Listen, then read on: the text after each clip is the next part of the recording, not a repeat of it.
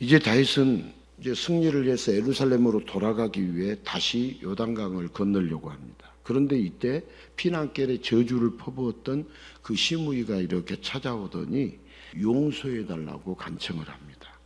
하나님은 다윗이 시므이를 용서하게 하시려고 시므이의 마음을 움직여서 범죄를 빨리 고백하게 하십니다. 그래서 하나님은 다윗이 시므이를 용서함으로 반란에 가담한 11개 지파를 돌아온 왕이 다 용서한다는 사인을 보내도록 하십니다.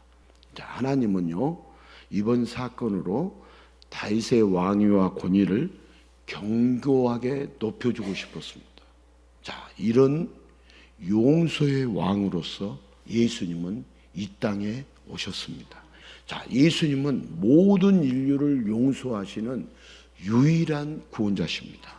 자, 다윗에게 가장 용서 못할 시므이가 엎드렸을 때 하나님께서 용서하도록 다윗에게 역사하셨듯이 예수님은 자신을 욕하는 자, 자신을 십자가에 못 박은 자, 자신을 배신하고 저주한 자, 절대 용서 못할 자들을 십자가에서 용서해 주십니다.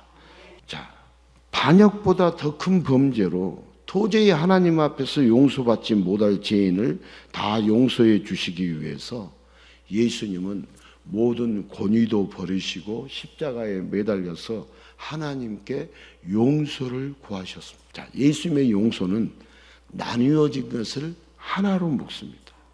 다윗의 용서를 통하여 12지파가 하나 되듯 예수님의 용서를 통해서 나누어졌던 하나님과 인간이 하나가 되는 역사가 일어납니다. 자, 용서의 주도권을 내가 아닌 예수님께 맡기면은요, 용서는 더 큰 권위가 되고 용서는 더 큰 해결이 됩니다. 권위가 없는 범죄자로서 세상의 눈치를 보던 인생들이 예수님이 용서를 통하여 권위 있는 자, 당당한 주의 자녀로 세상을 용서하며 살아가게 되었습니다. 오늘날의 많은 이들이요, 교회를 비난하면서 예수님을 욕합니다. 하지만 용서의 왕이신 예수님은 용서의 권위로 용서할 수 없는 자까지 용서하여 주십니다. 자, 예수님을 욕한 자도 예수님을 저주한 자도 그 누구라도 구원의 예수님을 영접하고 예수님께 엎드리면, 구원의 예수님을 영접하고 예수님께 납작 엎드리면 시므이와 같이 용서받지 못할 자라도 예수님은 용서해 주십니다. 하나님의 자녀로서의 놀라운 권위를 세워주시고 예수님의 온탁으로 초대하셔서 예수님과 함께하는 인생을 의논하는 기쁨을 누리게 하십니다. 여러분, 우리가 예수님의 손을 잡고 용서의 길로 동행하면 나를 용서하신 예수님 때문에 남도 용서할 수 있는 여유와 용기가 생깁니다. 예수님의 용서를 통해서 이루어진 모든 용서는 절대 우스워지거나 권위가 떨어지지 않습니다. 오히려 용서하는 자도 또한 용서받은 자도 권위를 높이 세워주셔서 나뉘어졌던 것이 하나가 되는 놀라운 역사가 일어납니다. 여러분, 자신의 감정보다 예수님의 마음을 앞세워서 복수 대신 용서하는 자들을 누구라고 부르냐? 따라서 합시다. 성도라고 한다.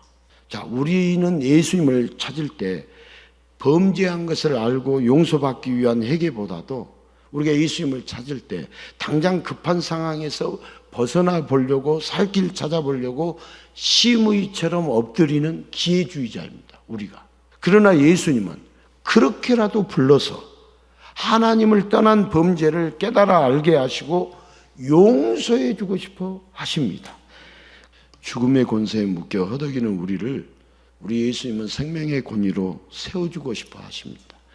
이것이 예수님의 마음이고요, 이것이 예수님의 용서이고 이것이 예수님의 사랑입니다. 여러분, 예수님을 전하는 자는, 예수님의 마음을 전하는 자는 반드시 예수님께서 예수님의 온탁에 앉는 존귀한 자로 그의 권위를 높여주십니다. 우리도 예수님과 함께 예수님의 온탁에 앉아서 여러분 용서의 권위로 살아가는 자가 될 수 있기를 바랍니다.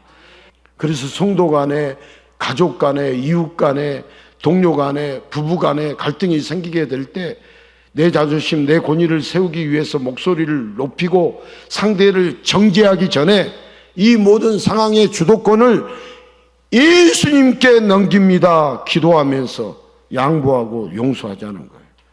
아멘. 이번 주간에 뭐 해야 할지 아시겠죠? 예.